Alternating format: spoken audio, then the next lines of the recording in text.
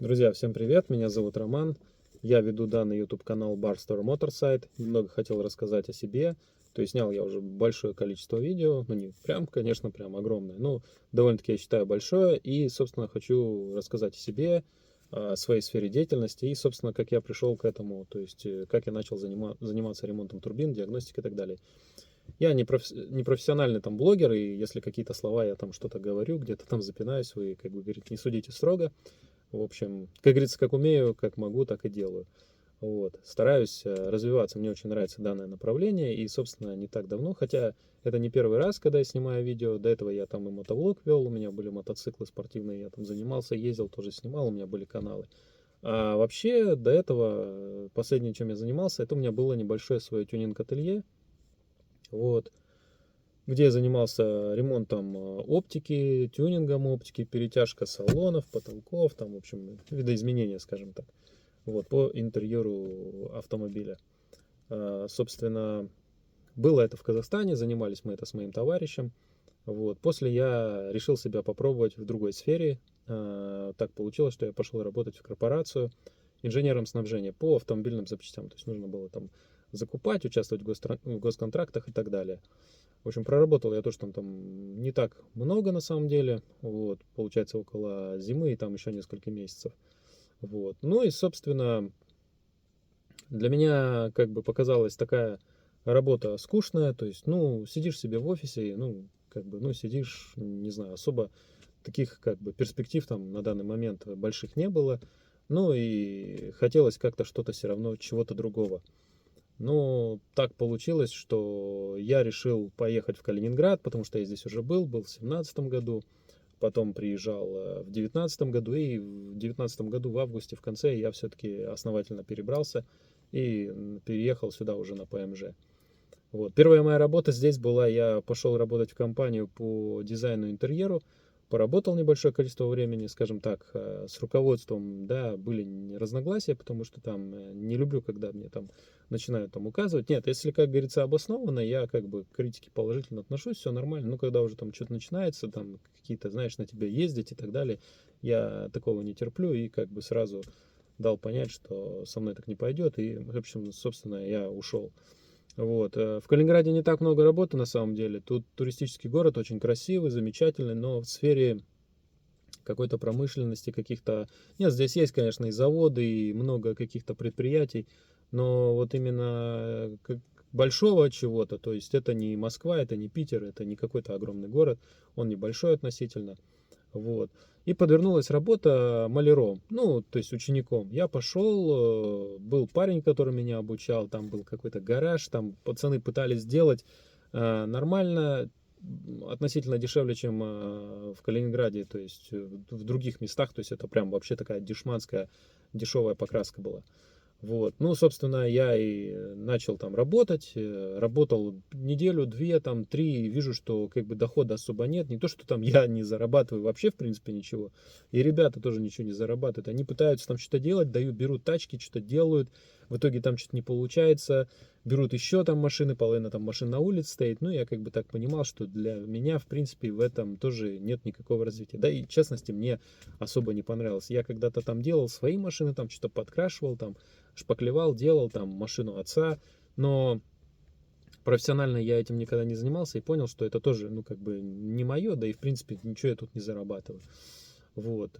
Тоже потом кое-какое время там был без работы, и тут получилось, вижу объявление, что требуется мастер-приемщик там в автосервис, там диагностика, ремонт, там турбинами занимаются и так далее. Я пришел, был на собеседовании, рассказал, так получилось, что меня принимал руководитель, я с ним пообщался, рассказал о себе, чем я занимаюсь, в принципе, что я разбираюсь в технике, занимаюсь там и маркетингом, продвижением, то есть, да, я еще дополнительно там занимаюсь рекламой, вот, Инстаграм вел, когда он тут был активен, ну и, в принципе, и сейчас с этим занимаюсь, вот, Яндекс там и там разные виды, там, Авито, другие площадки. В общем, он сказал, в принципе, почему бы и нет, давай попробуем. Но сказал так, давай я обсужу это с коллегой со своим, и, соответственно, мы тебе, если что, позвоним. Ну, так получилось, что вечером мне поступил звонок, меня пригласили.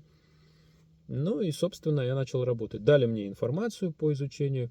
Там ребята очень проработали большое количество времени, но самое, там даже, наверное, хочу сказать спасибо человеку, там был один мужик, такой уже достаточно в возрасте, мы с ним тоже сначала не очень такие поладили, но в будущем так прям у нас было хорошее с ним такое знакомство, и до сих пор мы поддерживаем связь, вот, он меня многому научил.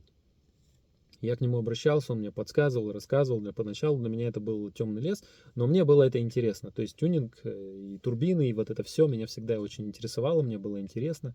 Я даже когда-то задумался о постройке какого-то там турботаза, не знаю, лет, может, там 10-12 назад. Ну, в общем, было интересно. Я даже смотрел, хотел себе такой, возможно, купить, либо, ну, а, не знаю, смотрел эти проекты, в общем, мне было интересно. Я много там блогеров на ютубе смотрел, как собирают эти машины, и вообще класс, интересно.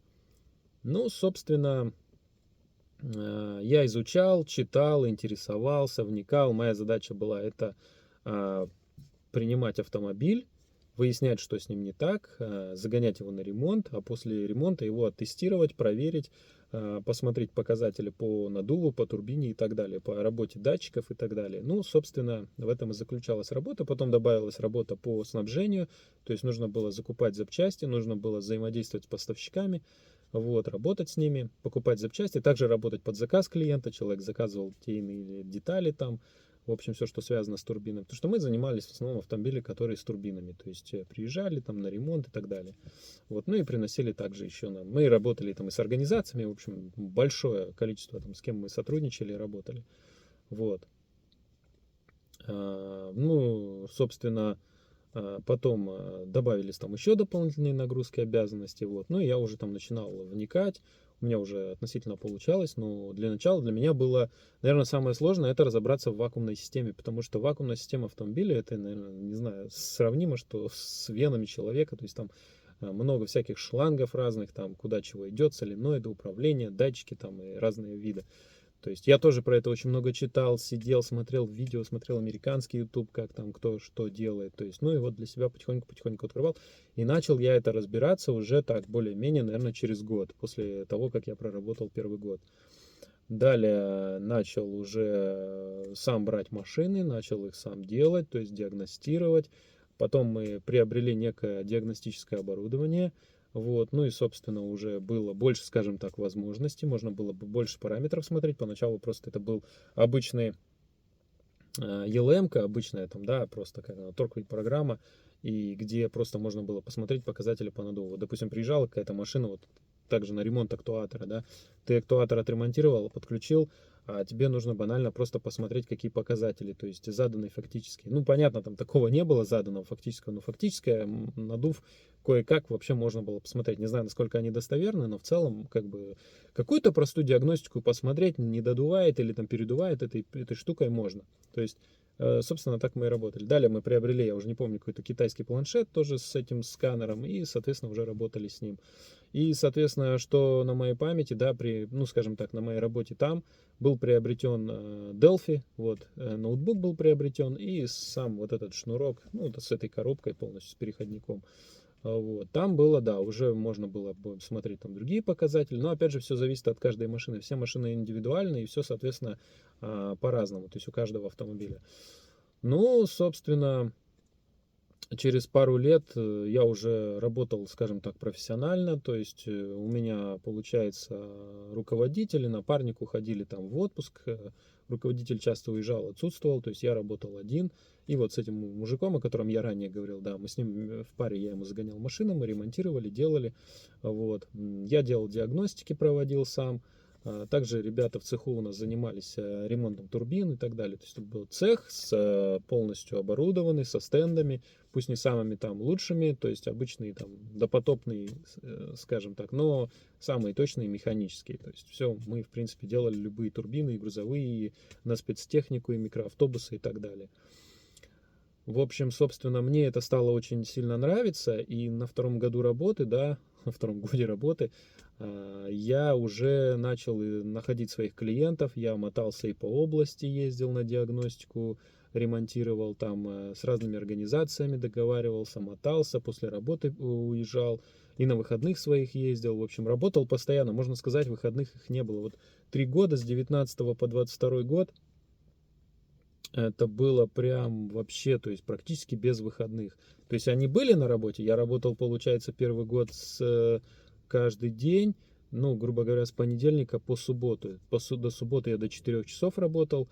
Вот. Был единственный выходной воскресенье. Ну, первый год получился так, что да, в воскресенье я отдыхал, а когда уже начал сам заниматься прям профессионально, я вообще не отдыхал, работал и в воскресенье, и занимался, и ездил, находил клиентов, и довольно-таки очень много клиентов, с которыми я до сих пор сотрудничаю, которые сейчас приходят ко мне еще, скажем, от того, когда я когда-то там работал. Вот, и я с ними работаю, они приводят каких-то своих друзей, знакомых, и, собственно, мы с ними вот до сих пор взаимодействуем. Потом в 23-м году, да, так получилось, что я сначала поехал, скажем так, в отпуск и, собственно, решил попробовать себя поработать за границей. Пробыл я там полгода. В общем, там получилось так, что у меня был человек, он был с Америки, и мы с ним решили попробовать некое там бизнес по, скажем так, по недвижимости. Но, скажем так, я разочаровался, потому что ты не знаешь людей, но думаешь, почему бы нет, есть шанс, почему бы не использовать. То есть я такой человек, который, ну, если есть возможность, он ее обязательно использует. Ну, собственно, да, не вышло, печально, но тем не менее я снова вернулся к своей работе. У меня уже был приобретен диагностическое оборудование Launch 431, кто его знает. Довольно-таки классный мультимарочный сканер, читает очень много количества автомобилей, и многие там функции у него есть, очень интересные. Ну, в общем, много чего можно им делать. Вот, собственно, дал объявление на Фейсбуке и снова возобновил, скажем, свою деятельность. И, несмотря на это, потихоньку русскоязычное население, да, начали подтягиваться, приезжать. Я делал машины, смотрел диагностики. Был у меня 1X4 19 года, даже, наверное, нет, 22-го. Вот, 22-го года он был. Человек сказал, что никто ничего сделать не может, там куча ошибок. Действительно, он подъехал, мы подключились, я все посмотрел, там было очень много ошибок, мы все ему почистили, он был очень доволен, даже просил дополнительно поставить ему эти проекционные вот эти вот, ну, короче, в двери, чтобы логотип проецировался на дорогу. Вот, собственно, я сказал, да почему бы и нет. Вот, и в принципе, когда есть возможность, можно подъехать и попробовать. И так вот приезжали люди там и по турбинам, и местные даже были, то есть вполне кто уже там русский язык так знает. Вот, приезжали, как бы не только те, кто вот недавно там приехали, там как-то надо там обслуживать свои машины, и, собственно, эта страна была Турция, вот я сейчас говорю именно о Турции, вот, уже много русскоязычных живет, да и, в принципе, кто приезжает, вот. И, собственно, как-то нормально. Приезжали люди, все делал, ремонтировал. Мне там даже предложили один проект по Land Rover, но я отказался. Там много работы было именно по электрике. Нужно было делать там электрику, там пол машины, что-то он там какой-то там... Короче, какой-то он там для себя некий проект делал. Вот. Но мне не было времени этим заниматься.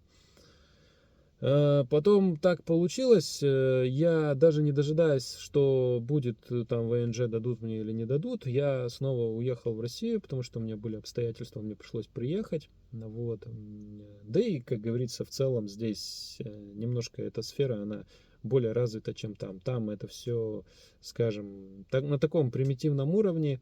Местные, скажем, вообще ничего в целом нормально делать не могут, а русскоязычными, с кем я пытался там посотрудничать, в общем, мне как бы я писал, там звонил, ну, типа, мы как бы там, как это мягко сказать, короче, типа, иди нахер, ты никому тут не нужен. Я, ну, поэтому дал объявление, начал заниматься сам.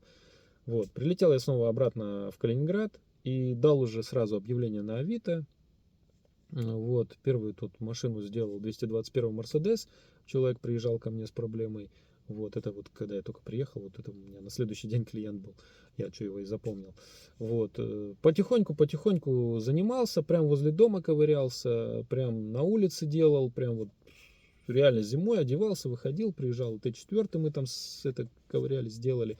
Даже не было нормального инструмента, но, как говорится, уже хороший запас знаний в этом всем. И ты уже знаешь, где, чего и как. Вот. Потом обзавелся уже более-менее нормальным инструментом, обзавелся знакомством с сервисе там с одним чуваком, мы с ним познакомились, начали сотрудничать, вместе работать. Вот. И сейчас, соответственно, я работаю на пригородной. Мне нравится работать с человеком, с которым мы сотрудничаем. Он механик, очень профессиональный, он занимается именно по снятию, установке, дополнительно он занимается моторами, коробкой, подвеской, в общем, занимается всем. Любые автомобили, вот, делает, короче, именно вот в плане там каких-то технических моментов, в принципе. Ну и по турбинам мы берем практически все машины, неважно там какой год, там какая проблема и так далее. В будущем планируется, конечно, еще чиповка, отключение сажевых фильтров, там, отшивка и так далее. То есть чип-тюнинг, там, настройки и так далее. То есть это все планирую также в будущем запустить. Вот. Ну, собственно, вот немного рассказал, да, о себе, как я к этому всему пришел, с чего я начинал. То есть мне моя сфера очень нравится. Ну и насчет канала. Я просто решил попробовать снимать, потому что думаю, что это будет такой довольно-таки интересный контент. В принципе, у меня не так много подписчиков, но люди потихоньку добавляются, и мне это очень нравится. Я не профессионально там прям развиваю какую-то рекламу, у меня даже нет какого-то крутого там э, заставки какой-то крутой, там какой-то обычно просто на телефон, на хорошую камеру я это все просто записываю и выкладываю, то есть по возможности там монтирую.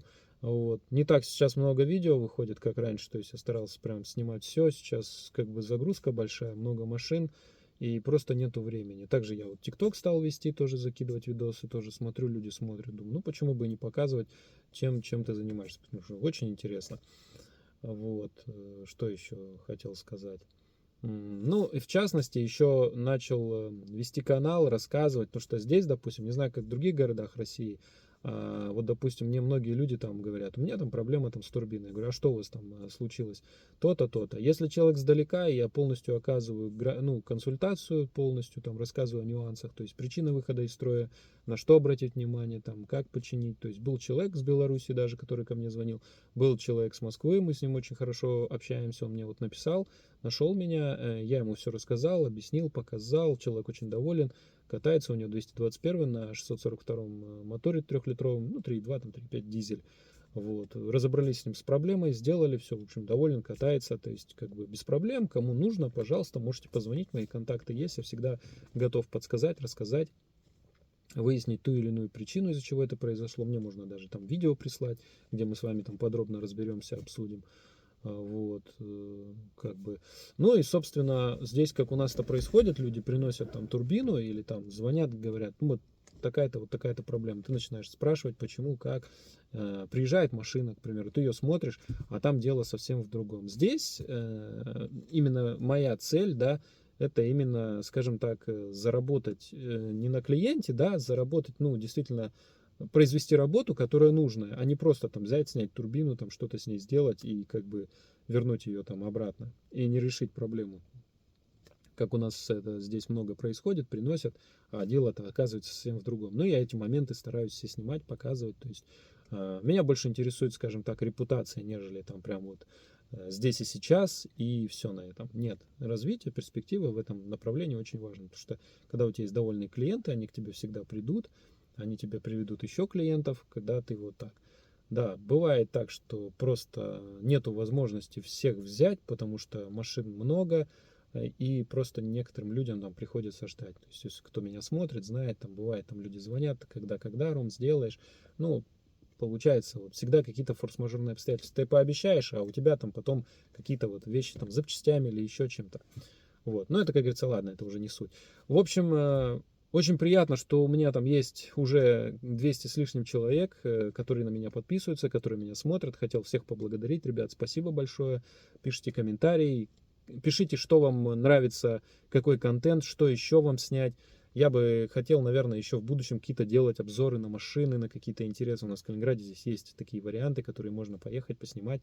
Вот. Немножко, если это будет даже не касаться нашей темы, но в целом все равно пишите ваше мнение, что вы думаете, что бы вы хотели видеть, как развиваться, в каком направлении, что еще вам там снимать, рассказывать. Собственно, вот рассказываю о том, что вот есть на данный момент, какие машины. Видео, кстати, сейчас как бы, ну вот то, что редко выходят, я стараюсь, конечно, больше, но не всегда получается уделять этому времени, как я уже сказал. Поэтому всем спасибо, кто досмотрел до конца. В общем, рассказал о себе, хотел как бы немножко с вами вот так вот немного познакомиться и рассказать, как и что, чем занимаюсь, откуда, как говорится, сам. Вот, в общем, всем пока, спасибо.